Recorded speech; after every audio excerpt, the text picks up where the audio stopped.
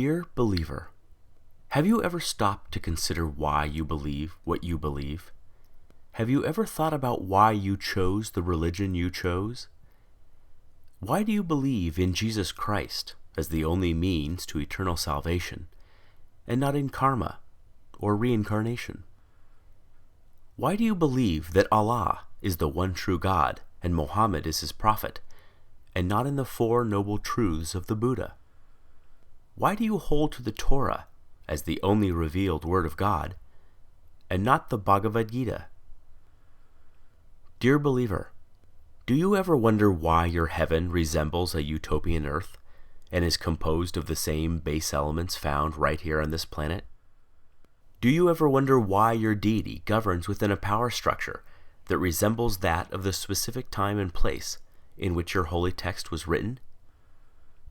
Do you ever wonder why your God looks just like you, or the animals with whom you share the planet?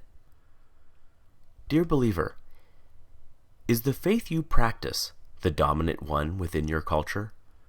Do you not find it at least a little suspicious that the overwhelming majority of all religious believers adopt the religion of the society into which they were born, yet remain convinced they've lucked out or been divinely admitted into the one true faith?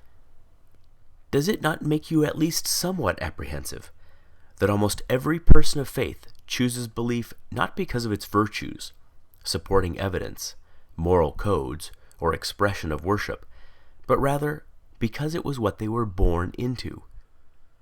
Why, out of the abundance of faith choices available, does almost every believer on the planet choose the faith that's within arm's reach? Are you a Christian because you were born in America or Europe? A Muslim because you were born in Saudi Arabia or Indonesia? A Buddhist because you were born in Japan or China? A Hindu because you were born in India? Can it be that faith is, in almost every case, just an accident of geography? Do you sincerely believe that had you been born in another country, you'd undoubtedly still be practicing the same faith you now embrace? Dear believer, is the faith you practice that of your parents and their parents before them? Is it the first to which you were exposed? Did you know that nearly all religious devotees end up believing what they were taught to believe by their parents? Why is it that we scoff at the idea of labeling a young person a Republican child, or a Marxist child, or a Keynesian child, understanding he or she lacks the intellectual discrimination, life experience, and wisdom to make such a complicated and nuanced decision, but we do not raise so much as an eyebrow when a youngster is referred to as a Christian child, surely a choice no less complex? Could it be that there's no such thing as a Muslim child, just a child of Muslim parents? Dear believer, you are supremely confident in your faith. You know it is the right one, and all others are wrong.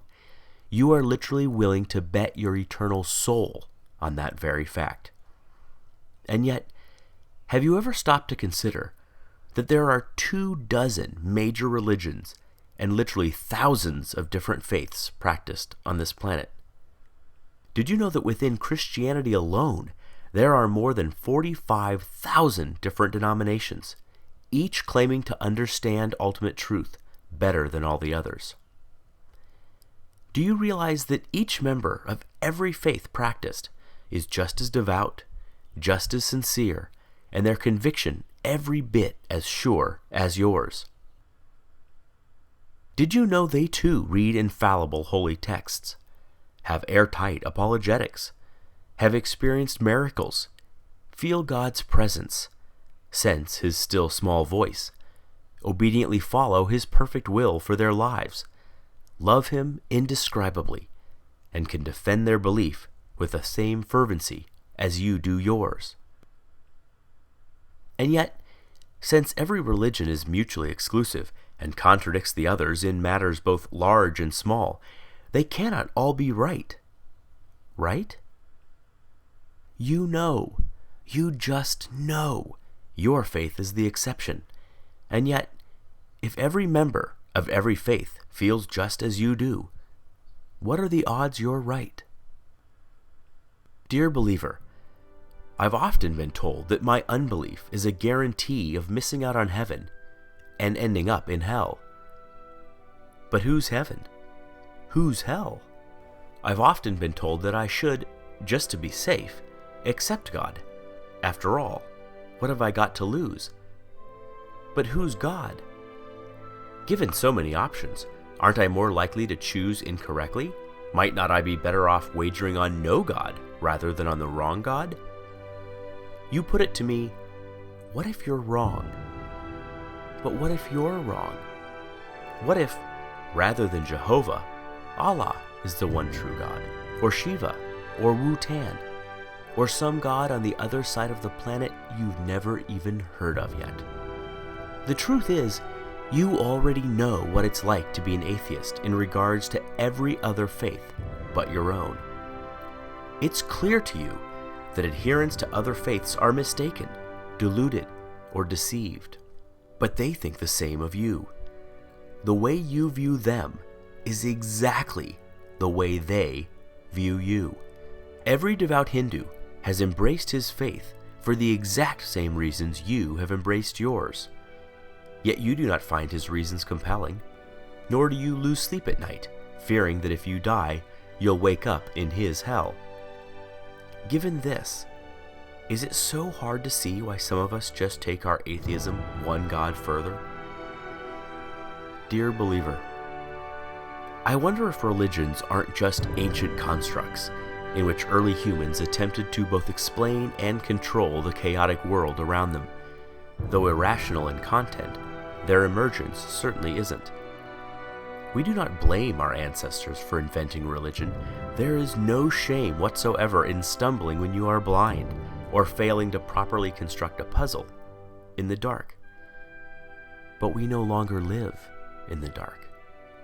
Science is ablaze in our world and illuminates our way, dissipating shadows and exposing even the deepest of crevices. We no longer live in the cave.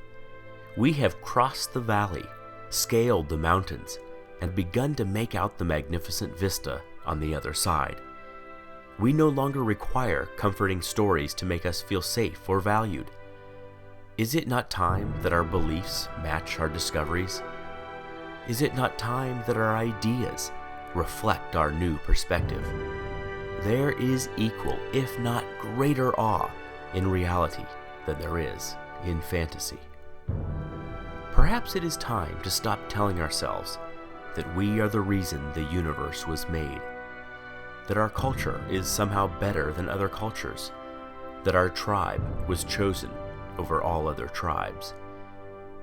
It is time to learn how the universe really is, even if that deflates our conceits, wounds our pride, humbles our point of view, and forces us to admit that we do not have all the answers. Believer, if you honestly value the truth above all things as you claim, as I truly know you do, you must confront these fundamental questions. Far better, Carl Sagan said, to embrace a hard truth than a reassuring fable.